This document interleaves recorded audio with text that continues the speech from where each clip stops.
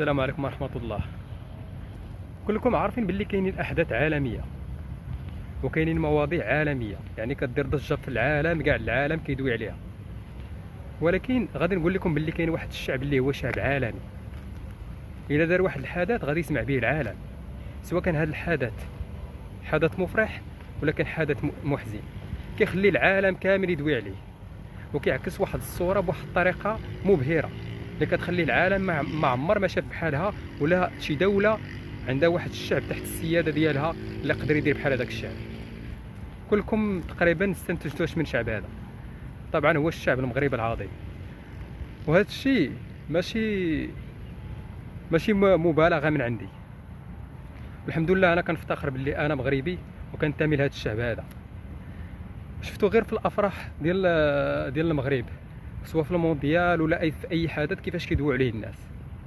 وشفتوا كذلك في الحادث ديال الريان اللي العالم كامل كيدوي عليه، مع العلم شحال من ولد طاح في البير وطراو عليه احداث، ولكن كان هذاك الطفل حدث عالمي. شفتوا كذلك الزلازل، شحال من زلزال طرا في العالم، رغم ذلك ما حققش العالميه اللي حققها الزلزال اللي طرا في المغرب. رغم ان الزلزال اللي طرا في المغرب والحمد لله ما كانوش فيه ضحايا مهوله بالشكل اللي طرا في بزاف ديال الدول، وكنترحموا على الشهداء اللي ماتوا في الزلزال ديال المغرب. واللي كنحاول نشير ليه هو ان الحدث اللي كيطرا في المغرب الشعب ديالو كيخليه حدث عالمي، وغادي يستنتجوا بزاف ديال المغاربه باللي ملي كيمشيو لشي دوله اين فوا كيسمعوك انت مغربي ضروري كتثير الانتباه ديالهم، حيت سبحان الله العظيم الشعب المغربي خلى واحد الانعكاس لكاع شعوب العالم باللي هو واحد الشعب اللي متميز.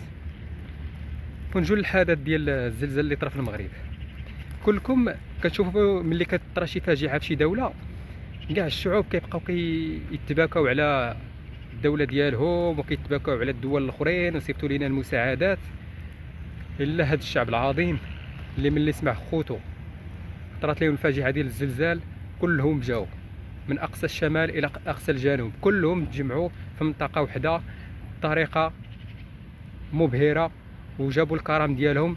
وماشي غادي نقولوا باللي كاع هذوك اللي عطاو اغنياء، الاغلبيه ديالهم من الطبقه الفقيره، والناس كيحاولوا ما امكن ديك الماكله وداك اللباس اللي عندهم يتقاسموا مع خوتهم، والقليل اللي ما دار والو راه على الاقل دار واحد التقضيه ديال 50 درهم، وكان اللي عطى اكثر. وكلكم راه شفتوا المشاهد والناس كيفاش كتحاول بكل فرح انها تعطي. لذلك هذا الشعب هذا واحد الشعب اللي ما كيتعوضش، واحد الشعب اللي ما كاينش النظير ديالو، واحد الشعب اللي خصني نفتخر انا وخص اي واحد مغربي يفتخر باللي كينتمي ليه. نرجعو عاوتاني بالنسبه للسلطه الحاكمه في البلاد، عطات واحد الوجه مشرف كذلك، ما سعاتش الدول الاخرين باش انهم يعطوها، بالعكس بينت باللي هي قادره على الازمه وقادره على الاكتفاء الذاتي، وما خلاتش لهم اي منفذ باش انهم يدخلوا يحاولوا يديروا واحد النوع ديال الشوشره داخل البلاد. وهذا الشيء كامل كيعكس باللي سواء السلطه او الشعب، سواء في المسرات ولا في الكوارث، كيتضامروا بيناتهم وما كيخلوش المنفذ للاعداء باش انهم يطفلوا عليهم، وكيعطوا واحد الوجه مشرف للعالم. وكما قلت كيشرفني انني انتمي لهذا الشعب. في الاوضاع العاديه كتحس بواحد الاحباط، كتقول باللي شحال من واحد كيقول هذه ما دوله ما والو، كاينه الحقره، كاينه كذا وكذا، ولكن ملي كيطراو الاحداث والازمات كتلقى سواء السلطه ولا كذلك الشعب باللي راه من اعظم الشعوب، وهذه الارض هذه هي ارض الشرفاء وارض العظماء، الارض اللي كتبهر العالم وغادي تبقى ان شاء الله تبهر العالم.